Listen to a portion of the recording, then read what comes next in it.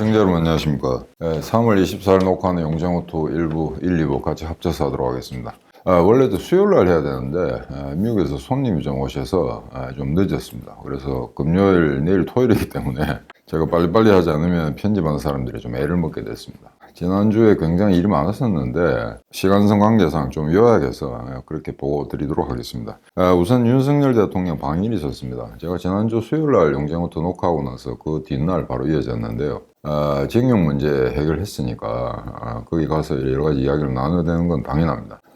그런데 이게 뭐 오래전부터 준비된 게 아니고 급작스럽게, 그러니까 아마 4월에 미국 그 국빈 방문 거기에 맞춰서 아마 일본을 먼저 가는 걸로 그렇게 아마 예정이 되었던 것 같습니다.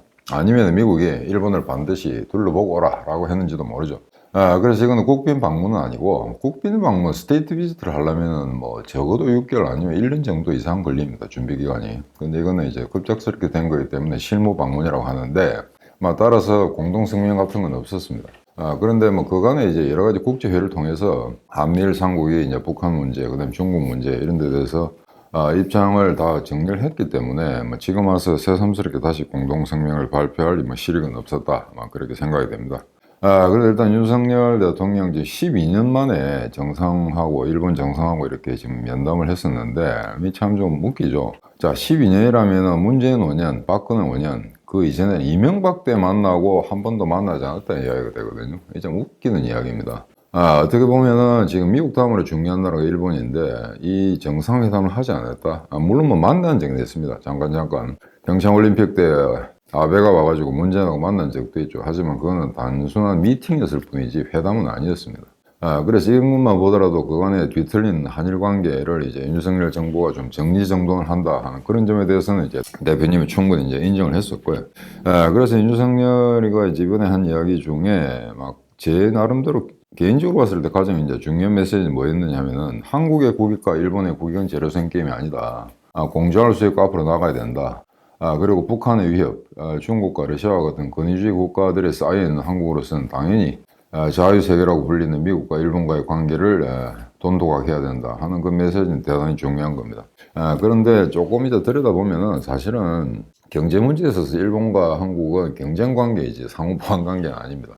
그거는 제조업 분야에 있어서 중국과 인도가 절대 상호 보완적인 역할을 할 수가 없는 것과 마찬가지죠. 그럼에도 불구하고 지금 이 험난한 어떤 안보 정세, 이런 수준에 있어서 이와 같은 메시지가 전달됐다 하는 것은 이제 상당히 의미가 있다고 이렇게 보고 있습니다. 그래서 우리가 이제 징용 문제 해결을 하겠다라고 나오니까 일본에서도 문재인 정부 때부터 문제가 됐던 반도체 소재 수출 규제를 해제하겠다라고 하는데, 여러분들 기억이 좀 나실지 모르겠습니다만 그 당시에 일본이 제재를 가했다 하는 거는 그건 어느 정도 의미가 있습니다.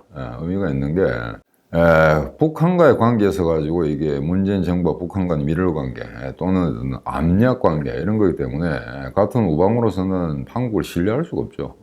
전략물자 이런 게 북한으로 들어갈지도 모른다. 소프트웨어 기술이라든가. 그러니까 당연히 이런 조치는 필요합니다. 그건 제가 일본 사람이라 하더라도 반드시 그런 조치를 취했을 겁니다. 그런데 그 조치가 정말 심각한 거였는가? 전혀 그렇진 않죠. 화이트 컨트리라고 해가지고 믿을 만한 우방에 대해서는 그러면 어떤 그 전략물자, 반도체라든가 소재라든가 부품이라든가 이런 걸 갖다가 전달하는 데 있어서 그 경과 조치 같은 걸 좀 간략화하겠다라는 거였습니다. 그러니까 실제로는 페이버를 주던 거를 갖다가 아시아에서 유일하게 한국에게 페이버를 주던 그 내용을 수정해서 다른 국가들과 동등하게 처리하겠다는 겁니다. 그러니까 차별한 게 아니고 기존에 특혜를 주던 걸 갖다가 위드로 그걸 갖다 중단시켰던 그런 내용이었거든요. 근데 그 조치 때문에 한국의 기업들이 애를 먹었다는 뉴스는 단 한 줄도 본 적이 없습니다.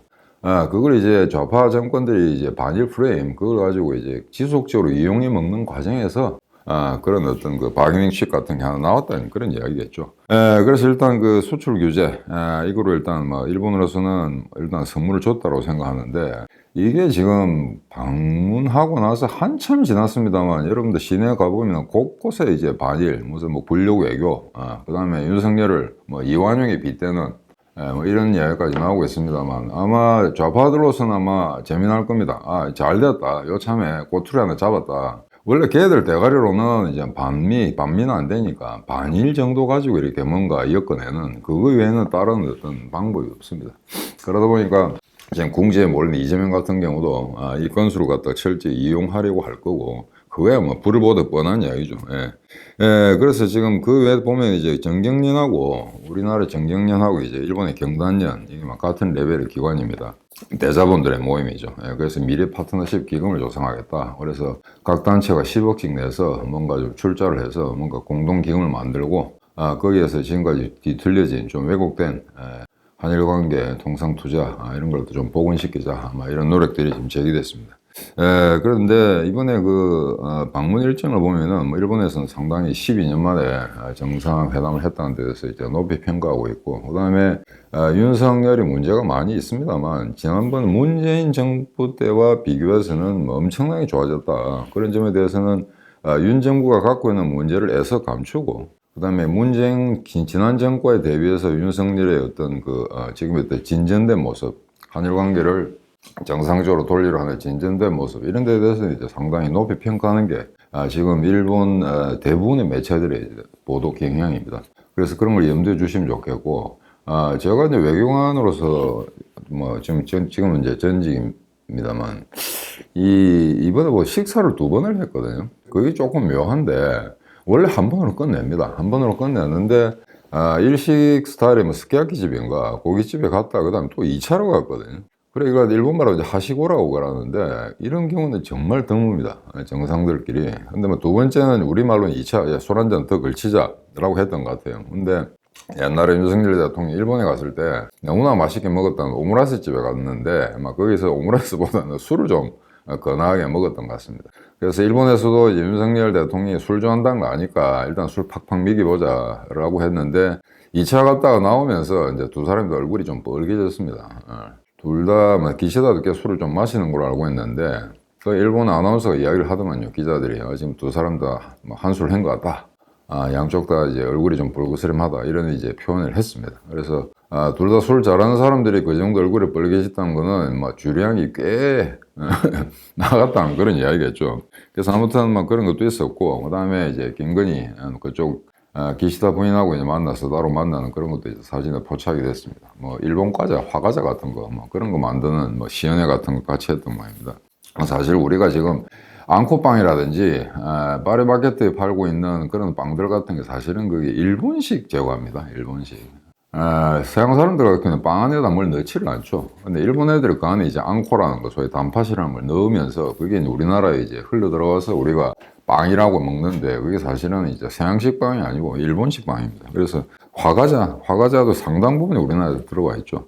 자, 그래서 이제 지금 한일 관계가 이거 우리로서는 대단히 잘했다고 하는데, 한국의 대부분의 사람들, 그 다음에 우파 중에서도 지금 통계 보면은 60% 70%가 반대한다 라는 이야기를 하고 있는데, 이건 제대로 알고 반대를 하는 건지, 그냥 옆에서 이게 반대 안 하면 분위기가 어색할 것 같으니까 반대하는 건지, 저는 후자라고 봅니다. 이거 제대로 공부한 사람들 별로 없거든요.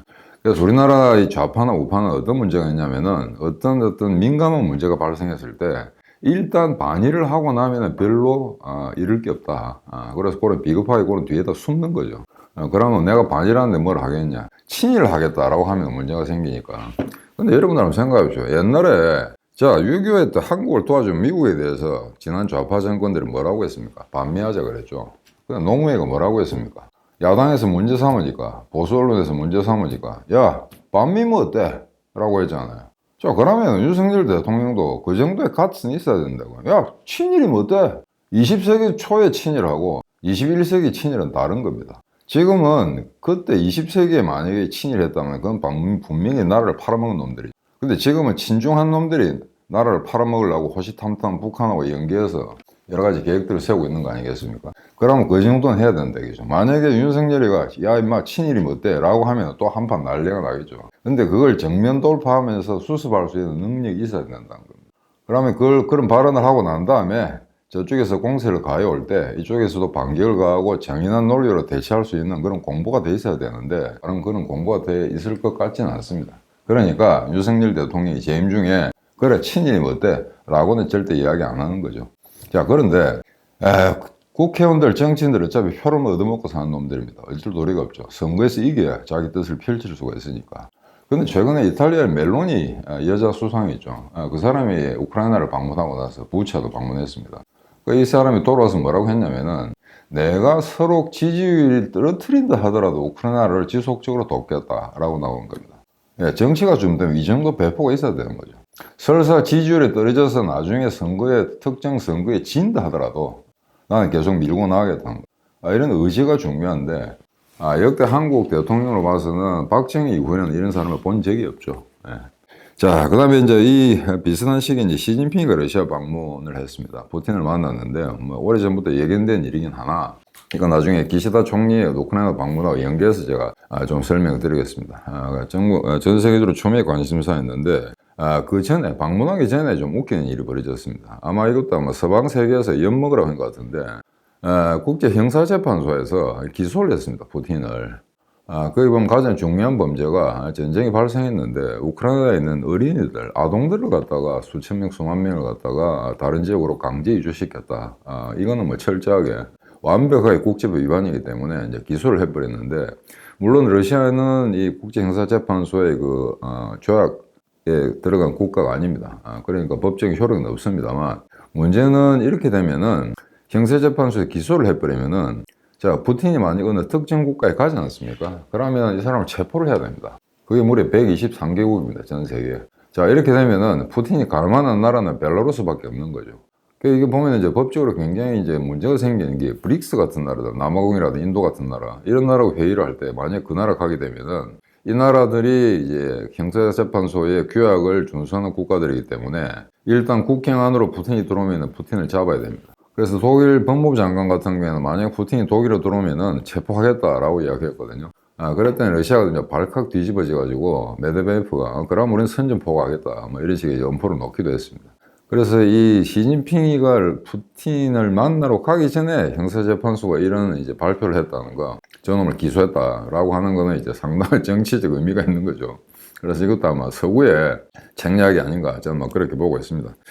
근데 이번에 보면은 확실히 이게 이런 양아치 국가들의 특성이 고스란히 나타난다 하는 건데, 첫날 정상회담은 이튿날 있고요. 공식 회담은. 비공식 회담이 첫날에 있는데 아무도 들어가지 않고 오로지 푸틴하고 시진핑만 1대1로 통역은 떼고 들어가겠죠. 4시간 반 동안 이야기한다는 겁니다. 여기는 아무 기록도 남기지 않고 그 대화 내용이 어떻다, 분위기가 어떻다, 일체 보도에 내지 않습니다. 자, 이런 걸 한다는 거는 자유세계에서는 있을 수가 없는 이야기죠. 모든 거는 공개되어 있고, 물론 비밀스러운 이야기는 나중에 그렇게 차단을 합니다만, 앞부분에 서로 만나서 악수하고 간단한 이제 환담을 나누는 이런 건 공개를 합니다. 그 시진핑하고 푸틴이 만난 이 비공식 회담에 무려 4시간 반을 이야기했음에도 불구하고 그게 발표가 되지 않는다는 거죠. 그렇게 전제를 하고 그런 일을 추진을 했습니다. 그 뒷날 이제 정상회담을 하고 공동 기자회견을 했습니다만, 사실은 더 중요한 건 첫날 그 비공식 회담에 어떤 이야기가 나왔었냐 하는 게 더 문제겠죠. 그래서 이번 면담을 통해서 푸틴이 얻으려고 했던 거는 일단 우크라이나의 사계죠. 거기 지금 그 다음에 2014년에 크림반도 병합하고 난 다음에 이번에 새로 침략을 하면서 얻어낸 땅, 그걸 갖다가 확고하게 인정받겠다는 거 하나, 그 다음에 러시아에 가해지고 있는 경제 제재를 완화해달라는 거 하나, 그 다음에 미국과 서구 일본도에 저런 어떤 구제국주의적 세력들이 어떤 그 이론적 세계적 지배구도 이런 거에서 다극체제, 러시아, 중국의 힘을 합해서 다극체제로 가면서 서구와 이제 대척점에서는 그런 경쟁을 하자, 대항을 하자라는 이제 태제를 발표하는 게, 그게 아마 푸틴이 원했던 것 같습니다. 그럼 이제 시진핑은 뭘 원했을까? 이제 시진핑은 지난번에 우크라이나와 러시아 중재를 하기 위해서 평화협상을 위한 12개 항목 뭐 이런 걸 제시를 했습니다만, 그거를 통해서 지금 다시 한번 러시아와 우크라이나를 중재하겠다라는 이제 그런 뜻을 이제 천명한 거, 그것도 하나 있고, 그 다음에 이 기회에 러시아보다는 중국이 우위에 있다라는 것 갖다가 한번 확실하게 각인시켰다라는 그런 아마 정치적 의도가 있었을 겁니다. 그래서 시진핑이가 푸틴을 갔다 오고 나서 대부분의 이제 안보 전문가라든가 각국의 주요 매체들에서 그렇게 이제 평가를 했습니다. 러시아가 굉장히 저자세로 나왔다는 거죠. 그 중에 어떤 거 보면 국빈 만찬에서 이 메뉴표가 있지 않습니까? 그 메뉴표는 저도 뭐 여러 번 본 적이 있습니다만, 그냥 메뉴 이렇게 펼치면 이제 먹는 음식이 쭉 나옵니다, 순서대로. 그런데 그 메뉴표에서조차 맨 앞에 시진핑 국빈 방문을 갖다가 뭐 뜨겁게 환영한다, 뭐 경의를 표한다, 이런 문구까지 들어있습니다. 그러니까 이게 푸틴이 얼마나 전 세계적으로 고립된 상태에서 시진핑이 오는 걸 갖다 기다렸겠는가 이런 이야기가 있죠. 그런데 사실은 이번 정상회담을 통해서 보니까 중국은 사실은 경제 쪽에 더 관심이 많았던 것 같습니다. 어차피 평화 협상은 안 될 거다. 다만 그렇게 뭔가 자기들이 이런 그 역할을 할 수 있다는 걸 보여주는 거죠. 보여주고 이제 푸틴을 좀 눌러서 핵무기 같은 데 대해서는 아마 공개적으로 이야기하지는 않습니다만 아마 핵무기 사용 같은 거에 대해서도 아마 그건 좀 곤란하다라고 푸틴한테 이야기했을 것 같습니다. 외부로는 보도가 일체되고 있지 않습니다만. 그래서 사실은 이 안보 문제 때문에 거의 간 건데 실질적으로 정상회담에서 한 이야기는 거의 뭐 경제 문제예요. 그러니까 지금 서방과 경제 제재에 걸려가지고 아무것도 좀 할 수가 없는 상태. 그 다음에 남아나는 어떤 지하 자원들, 석유, 가스 이런 거 팔 데가 없으니까 중국에도 계속 좀 팔아줬으면 좋겠다라고 했는데, 들리는 소문에 의하면 아마 시진핑이가 아마 더 이상 뭐 수입은 하지 않겠다고 이야기한 것 같습니다. 아마 지금 현재 수입량 정도, 그 정도 물량으로 만족한다. 더 이상 뭐 가져가지는 않겠다라고 했기 때문에 이제 조금 푸틴은 한 방 먹은 거죠. 그리고 아마 거기에서 중국이 또 원했던 거는 달러가 아닌 위안화를 통해서 결제하도록 하자. 아마 그거는 받아들였던 것 같습니다. 러시아하고 중국과의 거래. 거의 꼭 석유, 가스뿐만 아니라 다른 것도 마찬가지라는 이야기죠. 그래서 이제 하나 보면은 이제 중국이 그 이번에 우크라이나와 러시아의 그 협상 관계에서 각국의 주권을 존중한다 이런 거 제가 쭉 썼습니다. 12개 항목이 있는데 제가 다 일일이 읽지는 않겠습니다만 지금 화면에 띄우겠습니다. 근데 이걸 보면은 이게 중재안이 될 수가 없는 거죠. 중재안이라는 거는 러시아와 우크라이나 양쪽 저 중간에 서서 이제 동등하게 어떤 사안의 경중을 갖다가 이제 평가를 해야 되는데 이걸 보면은 러시아가 우크라이나를 침략했다는 그 개념은 어디에도 나타나지 않습니다. 명백한 침략 전쟁인데. 그 다음에 평화협상을 하려면 군대가 철수해야 되는데 이게 1차적으로 가장 먼저 조건을 내세우는 거죠. 우크라이나가. 떠나라 이겁니다. 일단 떠나고 나서 협상을 하자는 이야기죠. 근데 군대를 철수시켜야 된다는 그 어떤 이야기도 없습니다. 그 다음에 셀 수도 없을 만큼 러시아군이 지금까지 국제법을 어겼다. 그 다음에 양민 학살했다. 거의 제노사이드에 가까운 그런 범죄를 저질렀다. 그걸 교정하겠다. 그리고 그 관련자들을 처벌하겠다. 이런 내용은 일치 없습니다. 그러니까 이거는 전 세계 어느 국가가 봐도 이건 받아들일 수가 없는 거죠. 오히려 거기 보면 각국의 주권 존중이니 이것도 사실 모순된 이야기인데 그럼 우크라이나 주권은 어떻게 됩니까? 유엔에서 핵을 보유한 상위사국이 전쟁을 했을 때 너무 속절없이 무너지는 거죠. 이런 데에 대해서는 일체에 대해 반성이나 문제시하지 않고 있다는 겁니다. 그래서 러중 공동성명을 봐도 유착이 짝이 없는데 이걸 봐도 확실히 또 양아치 국가들의 특성이 나타난다. 저는 그렇게 보고 있습니다. 러중 공동성명이 두 개가 나왔습니다. 하나는 정치고 하나는 이제 그 경제인데 경제는 이제 2030년까지 러중 경제협력 계획을 추진한다. 그 관련 분야는 뭐 셀 수도 없을 만큼 우리가 통상투자라는 분야에서 양국이 협력할 수 있는 또는 거래할 수 있는 모든 품목, 모든 분야가 다 망라되어 있습니다. 이거는 뭐 당연하죠. 중국 같은 경우도 계속해서 지금 서방과의 어떤 그 공급망이 차단되고 있는 그런 상황에서 새로운 어떤 수출 시장이 필요할 거고 그래서 지금 러시아의 중국 물건이 이제 뭐 엄청나게 범람한다는 이야기가 있습니다. 이미 서구와 교육 수준이 점점 떨어지니까 그리고 러시아 역시 지금 서방에 팔던 그 석유라든가 가스라든가 이게 수출이 제대로 안 되니까 싸지만 싼 값에 팔더라도 뭔가를 갖다가 이제 물량을 소화해 줄 수 있는 나라가 필요하다. 그게 지금 현재로서는 중국밖에 없죠. 그래서 그런 차원에서 이제 중국과의 어떤 경제적 밀월 관계는 이제 상당 기간 지속될 거다라는 건 이제 뻔한 이야기입니다. 그런데 이제 러중 공동성명. 전 세계에서 땅이 제일 큰 나라 러시아, 그 다음에 GDP로는 세계 2위에 랭크되어 있다는 중국이 이런 식의 공동성명을 냈다는 건 정말 어처구니가 없는데 한번 보겠습니다. 자, 골자는 세 가지입니다. 첫째는 권위주의에 대한 민주주의 어떤 위선적 어법에 반대한다. 어법에 반대한다. 그러니까 툭 하면 이제 러시아하고 중국을 이제 싸잡아서 서구에서 이제 비민주주의, 권위주의 체제라고 하는데 그게 껄끄럽다는 이야기죠. 그게 제 1번이 나옵니다. 그 다음에 타국이나 국제 정치에 압력을 가하는 이유로서 민주주의와 자유를 이용하는 것에 반대한다. 이 말은 1번하고 똑같습니다. 그냥 서구가 툭 하면은 러시아하고 중국을 향해서 민주주의 인권을 들먹이면서 그 국가 체제를 갖다 비난을 하고 있는데 이건 중단해야 된다. 이거는 한 국가에 대해 국내 정치 개입하는 그런 문제가 된다라고 한 건데 이게 전부 수세적인 내용들입니다. 그러니까 좀 미래지향적이라든가 그 다음에 굉장히 전략적 동맹을 강화하는 그런 내용으로 구성된 게 아니고 오로지 수세적인 그러니까 결국 이런 걸 공동성명의 주요 테마로 넣으면서 자신들이 얼마나 찌질하다는 것 갖다가 역으로 드러내는 거죠.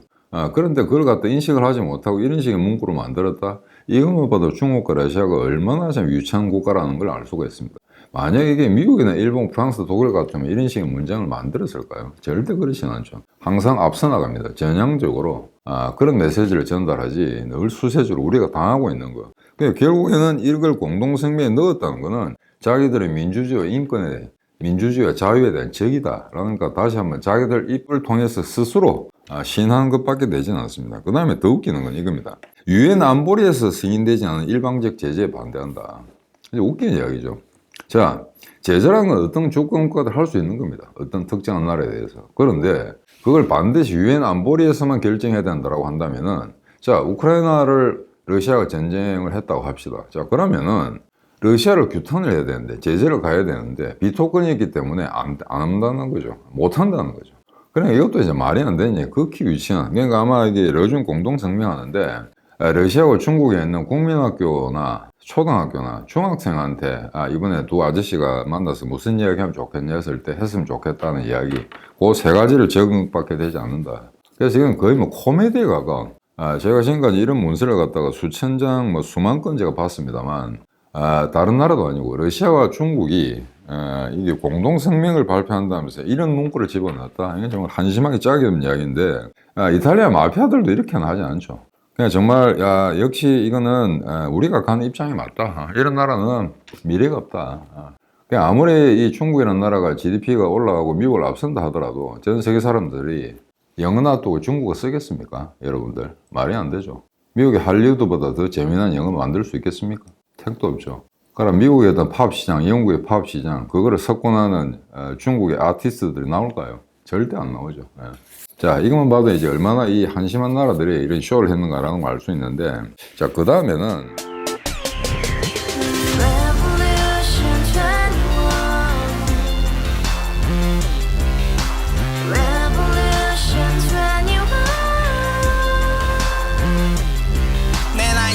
월세 30 코인빚만 300 서울에 온 지 벌써 10년 아둥바둥 버텼지만 여전히 난 반지 하에 제왕 곰팡이 연문제약 내 브랜 깡통망통 완전히 폭망 고시원 창문만큼 작아진 내 꿈 연애 결혼 내 집 모든 게 헛꿈 1년 전 떠난 여친 울며 말했지 같이 써봤자 평생 가본 게 꼭꼭꼭하지 가바후스 700 나도 소유주 가바후스 700 나의 소주 택시기사 우라부지 마트 캐셔 울어무니 우리 집안 다 털어봤자 후술 그래 개선민 내 미래 거기서 팍 끝난 거지 팍더 이상 노력 따윈 괴물이 스펙 찾아서 말리 비오는 날 알바 잘려 맨날 학원 날 개쳐 발려 밤비 내리는 양화대교 홀로 걷고 있을 때 현수막에 아로 새겨진 평당 700짜리 아파트 다같이 소리 질러 혁명 21 가바후스 700 나도 소유주 가바후스 700 나의 소주 You and I, we live together in the house brand new day and your dream had just begun Revolution 21 only hope and happiness 너의 곁에 내가 영원히 지금까지 정치인들 입만 열면 찝찝찝 개소리 멍멍멍 쳐다 하면 뻥 잘난 부모 많아 잘난 학교 나오면 뭐 하나 우동살이 꽉 찬 대가리 깡통 소리 통통